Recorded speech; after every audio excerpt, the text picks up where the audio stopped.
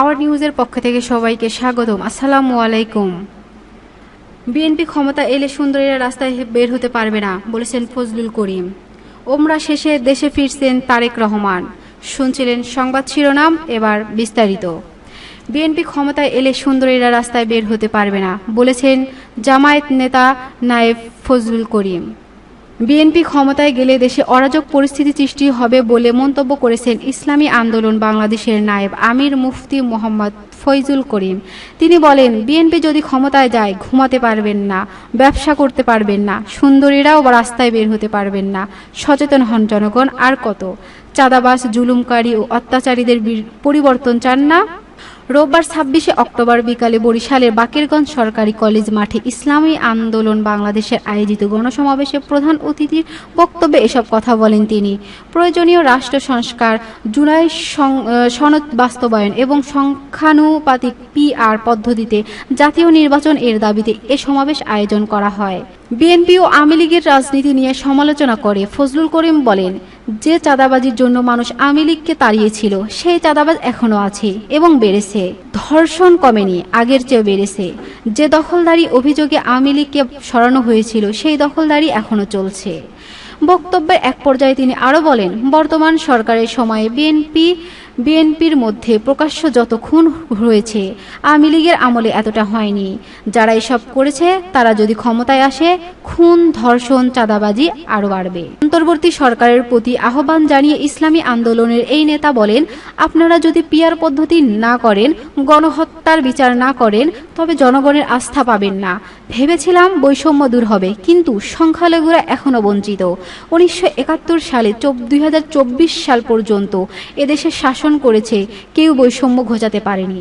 ইসলামী আন্দোলন উপজেলা পশ্চিম শাখার সভাপতি আলহাজ মাওলানা নাসিরউদ্দিন রোকন ডাকুয়ার সভাপতিত্বে অনুষ্ঠিত সমাবেশে উপস্থিত ছিলেন জাতীয় উলামা শায়েখ আইম্মা পরিষদের কেন্দ্রীয় যুগ্ম সাধারণ সম্পাদক মাওলানা আব্দুর রাজ্জাক ঝালকাঠি 2 আসনের প্রার্থী ডক্টর মাওলানা সিরাজুল ইসলাম সিরাজি, ইসলামী আন্দোলনের কেন্দ্রীয় শিল্প ও বাণিজ্য ছাত্র আন্দোলনের সাবেক সভাপতি মাওলানা নুরুল ইসলাম আল আমিন চৌধুরী ও প্রস্তুত বাড়ি আসছে গাড়ি। ওমরা শেষে নভেম্বর শেষ অথবা ডিসেম্বরের প্রথমে দেশে ফিরছেন বিএনপির ভারপ্রাপ্ত চেয়ারম্যান তারেক রহমান। এর আগে তিনি পবিত্র ওমরা পালনে সপরিবার সৌদি আরব যেতে পারেন। সেখান থেকে লন্ডন হয়ে দেশের উদ্দেশ্যে রওনা দেবেন দলের এই শীর্ষ নেতা। তারেক রহমানের দেশে ফেরা উপলক্ষে ব্যাপক প্রস্তুতি নেওয়া হচ্ছে দলের পক্ষ থেকে। নির্বাচনের আগে দলের প্রিয় ও শীর্ষ নেতারা দেশে ফেরার ঘিরে তৃণমূল থেকে কেন্দ্র পর্যন্ত সাংগঠনিকভাবে ব্যাপক প্রস্তুতি নিচ্ছে বিএনপি। স্মরণকালের বিশাল সংবর্ধনা দিতে প্রস্তুত নেতাকর্মীরা।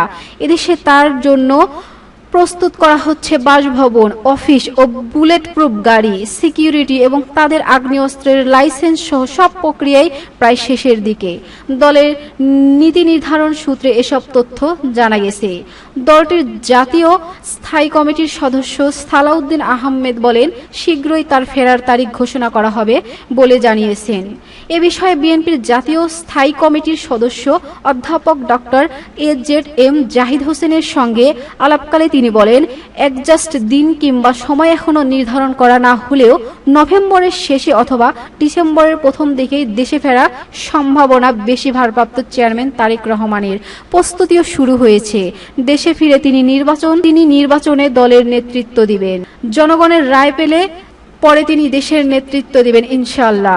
দেশের গণতন্ত্র পুনরুদ্ধারের আন্দোলনের শেষ লগ্নে নেতৃত্ব দিবেন তারেক রহমান।